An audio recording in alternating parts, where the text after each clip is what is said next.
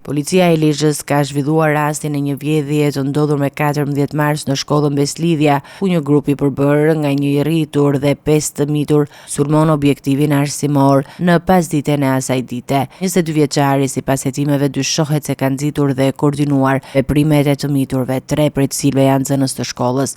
Ata kanë arritur të marrin 16 laptop, 2 videoprojektor dhe serverin qendror të kamerave të sigurisë, duke dëmtuar dyert e shkollave për të fituar akses. Pas së vjedhjes, pajisjet u transportuan në automjetin tip Volkswagen të 22 vjeçarit, ndërsa disa u fshehen në bodrumin e një pallati në ndërtim dhe pjesa tjetër në banesën e tij. Policia lokalizoi dhe sekuestroi 16 pajisje në automjet bashkë me makinën. Hetimet janë ende në vazhdim, ndërsa uniformat blu po punojnë për të rikuperuar çdo pajisje tjetër të humbur dhe për të përcaktuar rolin e secilit të mitur në këtë ngjarje. Rasti ka shkaktuar shqetësim te prindërit dhe komuniteti lokal, duke theksuar nevojën për masa më të forta sigurie në shkolla dhe bashkëpunim më të ngushtë mes institucioneve arsimore dhe organeve të rendit.